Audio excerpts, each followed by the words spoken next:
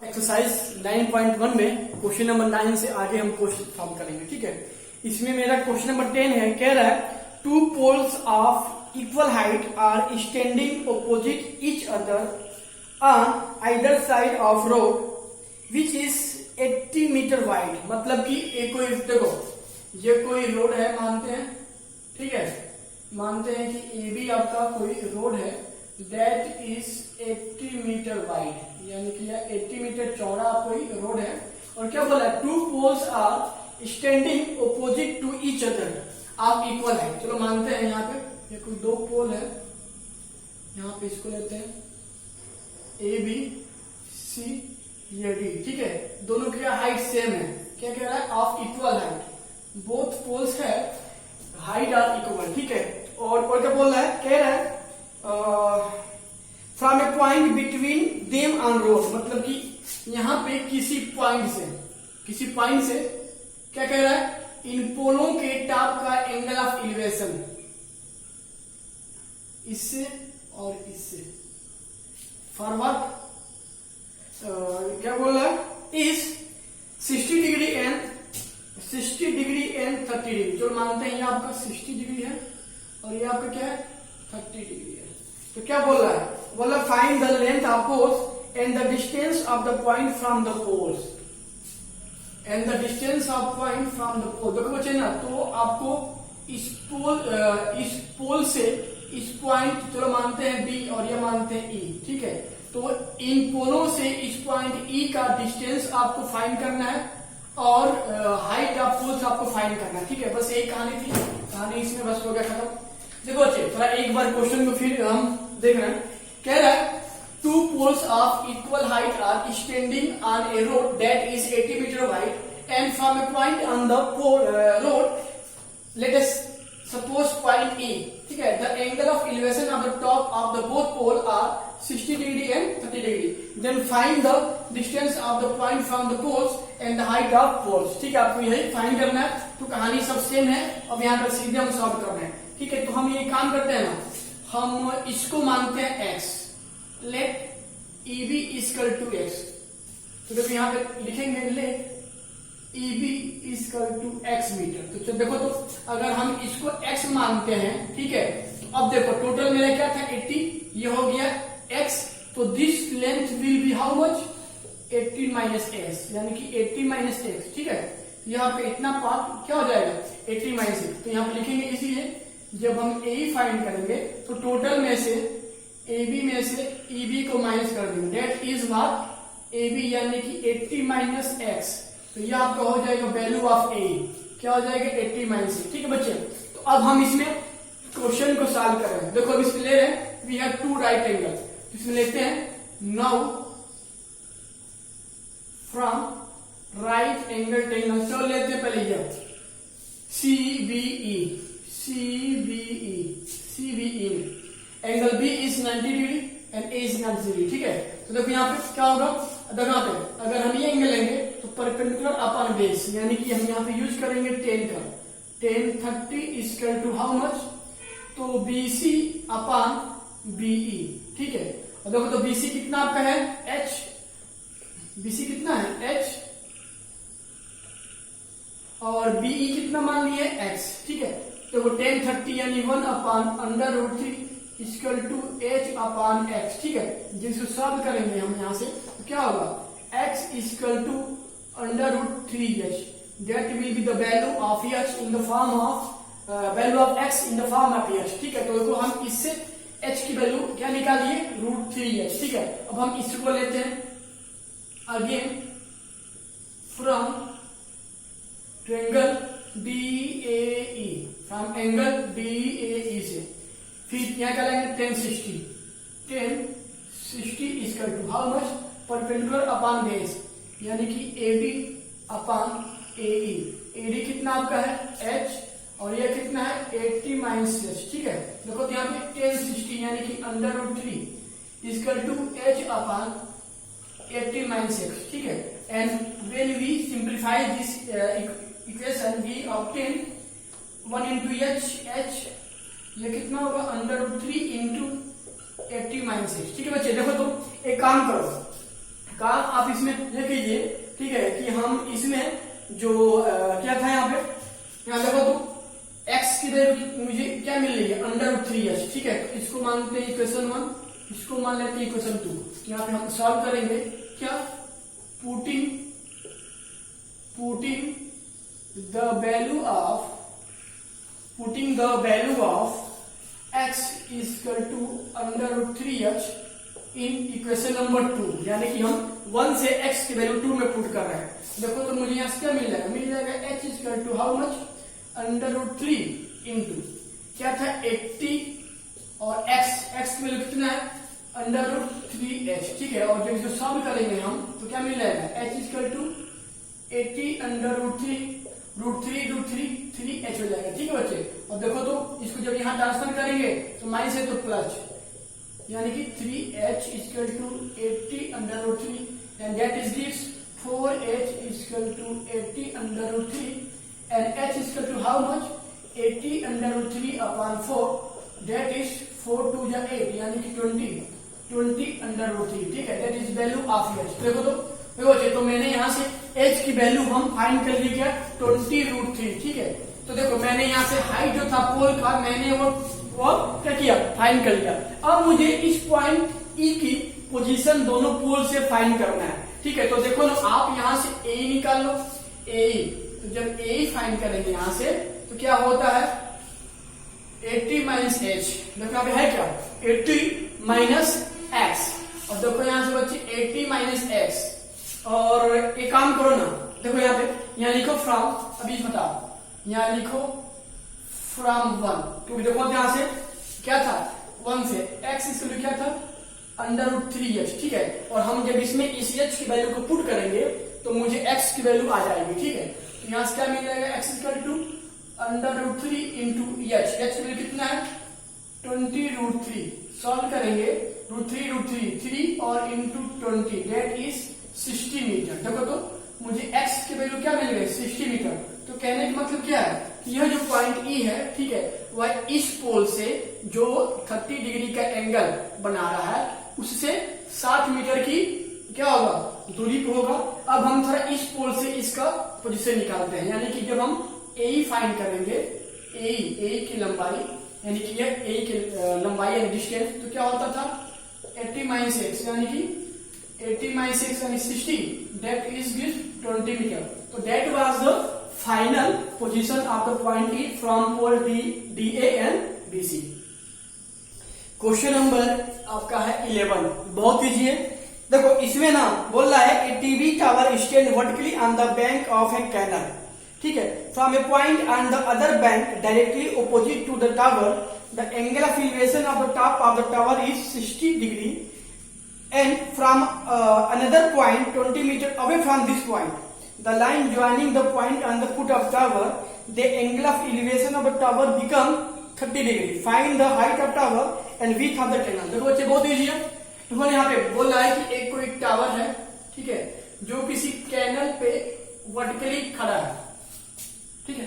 तो मानते हैं कि ये टावर आपका है AB और यह BC आपका क्या था, कैनल, ठीक है। और क्या बोल रहा है, कह रहा है a point on the canal, the top of the tower incline angle 60 degree, यानी कि यह इस पॉइंट से 60 डिग्री का एंगल इंक्लाइन कर रहा है, ठीक है।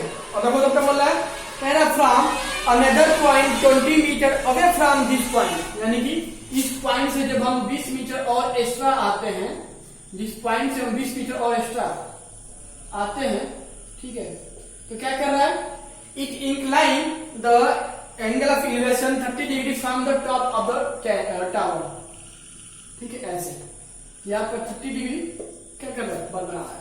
तो क्या कर रहा है, find the height of tower and width of the canal. देखो तो आपको इसका विड्थ मान लेते हैं x और ये आपको हाइट फाइंड करना है। थोड़ा क्वेश्चन को एक बार फिर से समझते हैं। देखो बच्चे क्या बोल रहा था कि AB एक कोई टावर है जो इस कैनल पे सीधे खड़ा है और इस कैनल के सामने ठीक कोई पॉइंट C होगा जहां से इस टावर का जो टॉप है वो 60 डिग्री का elevation angle of elevation form करना, ठीक है। और हम जब इस पॉइंट से जब 20 मीटर और आगे आते हैं, मानते हैं पॉइंट कहां तक, डी तक, तो अब यही टावर इस पॉइंट से 30 डिग्री का एंगल फॉर्म कर रहा है। तो आपको कैनल का विड्थ, चौड़ाई, और इस टावर के यहां से आपको हाइट फाइंड करना है, ठीक है। इस टावर की आपको हाइट फाइंड करना है, ठीक है। तो देखो हम पहले लेते हैं, कहानी वही है, थ्योरी आप लोग राइट कॉपी पे राइट कीजिएगा। यहां लिखते हैं from figure, direct from figure, in this figure, in right angle triangle ABC में, क्योंकि यहाँ पर 90 डिग्री है तो क्या होगा, राइट एंगल। अब देखो यहाँ पे ये एंगल दिया है, हाइट बेस दिया है, यानी कि 10 लगाए, क्योंकि perpendicular upon base, we using 10 60 degree, that is this AB upon BC, and after the putting the value of 10 60 degree, that is under root 3, AB is H, BC is H meter, and if you find the value of H, that is 1 into H x under root 3, that will be the value of the H in the form of X, ठीक है। तो अब देखो यहाँ पे, और फिर हम अगेन फ्रॉम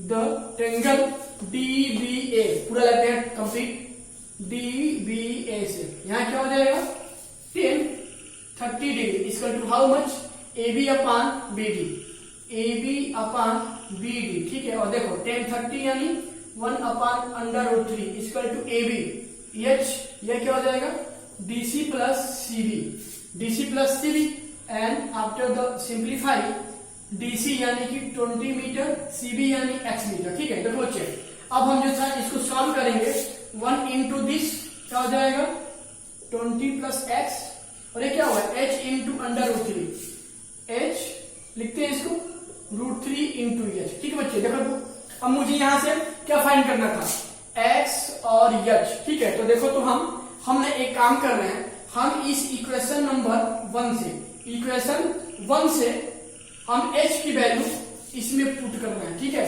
तो पुट, इसको मानते हैं to put h equal to x under root 3 into, यानी इसमें पुट करेंगे तो देखो, तो मुझे यहाँ क्या मिल जाएगा 20 plus x equal to under root 3 into x under root 3, ठीक है। और that is 20 plus x equal to root 3 3x, जिसको सॉल्व करेंगे तो क्या मिल जाएगा, x को यहाँ पर ट्रांसफर करेंगे, 3x minus x that is 2x, और जब यहां से x की वैल्यू फाइंड करेंगे यहां से, तो क्या आ जाएगा 20/2 दैट इज 10 मीटर। तो देखो बच्चे, तो हम इस कैनल की चौड़ाई we find here width of the canal BC that is x equal to 10 metre, ठीक है। तो जब इसको 10 मीटर जब मेरा आंसर आ गया, तो देखो, तो मुझे यहां से फाइंड करना था h की ना, तो जब यहां पुट करेंगे also put x equal to 10 metre, किसमें 1 में, क्योंकि मुझे यहां से क्या मिल जाएगा, हाइट मिल जाएगा इन 1। तो देखो पहले लिखते हैं h क्या था मेरा, x इंटू रूट 3, ठीक है। तो इसमें हम पुट करेंगे क्या, x बराबर 10, इसमें हम पुट करेंगे तो मुझे क्या मिल जाएगा, h equal to 10 into under root 3। देखो बच्चे, आपका आंसर ए भी सही है, या अगर सॉल्व करना चाहते हो तो क्या होता है 10 इंटू 1.73, ठीक है, यानी कि h इक्वल टू कितना हुआ 17.3 मीटर। चाहे आंसर ये लिखो, चाहे आंसर ये लिखो, ये आपका हो जाएगा हाइट। नेक्स्ट आपका है क्वेश्चन नंबर 12, कह रहा है from the top of a 7 metre high building, यानी कि कोई एक 7 मीटर का एक हाई बिल्डिंग है, मानते हैं AB is your 7 metre high building, ठीक है। AB अब क्या होगा 7 मीटर का कोई एक बिल्डिंग है, ठीक है। और कह रहा है the angle of elevation of the top of A cable tower is 60 degree, और यहाँ पे कोई एक सामने एक कोई केबल टावर है, मानते हैं ABCD, ठीक है। तो इसके टॉप से इसके टॉप का एंगल ऑफ एलिवेशन कितना दिया है 60 डिग्री। तो भाई देखो, जाहिर सी बात है कि जब एंगल ऑफ एलिवेशन ऐसे बनेगा तो यहाँ से इसको एक बेस मिला होगा, ये कितना दिया है 60 डिग्री, तो ये मान लीजिए क्या पॉइंट A, ठीक है बच्चों। इसको ज्वाइन कर देंगे हम यहाँ से, और आगे देखते हैं, कह रहा है and the angle of depression of his foot is 45 degree, यानी कि इस केबल टावर का, ठीक है, जो एंगल ऑफ डिपर्सन है कहां से, इसके फुट से, यानी यहीं से ये आपका कितना दे दिया 45 का।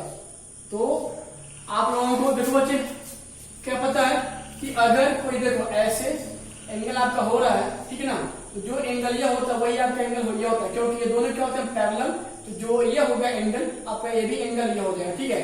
तो ये दिए कितना 45 का, तो मेरा ये भी एंगल कितना हो जाएगा 45 डिग्री का, ठीक। तो अब आते हैं इसमें आगे, हम देखो तो कह रहा है determine the height of the tower. तो आपको इस टावर का हाइट फाइंड करना है, ठीक है। इजी ये भी है, तो आप देखते हैं इसमें, ठीक है बच्चे। तो देखो हम पहले ना एक काम करते हैं, पहले हम इसको मानते हैं क्या, देखो इसको मानते हैं x, ठीक है। तो यहां लेते हैं क्या हम, let what AE is equal to x metre. मैंने AE को क्या ले लिया x मीटर, ठीक है। तो हम जब AE को x ले लिए तो अब यहां पे लिखेंगे फ्रॉम ट्रायंगल AED इसमें यह 90 जाएगा, यानी क्या हो जाएगा आपका tan 60 equal to how much DE upon EA।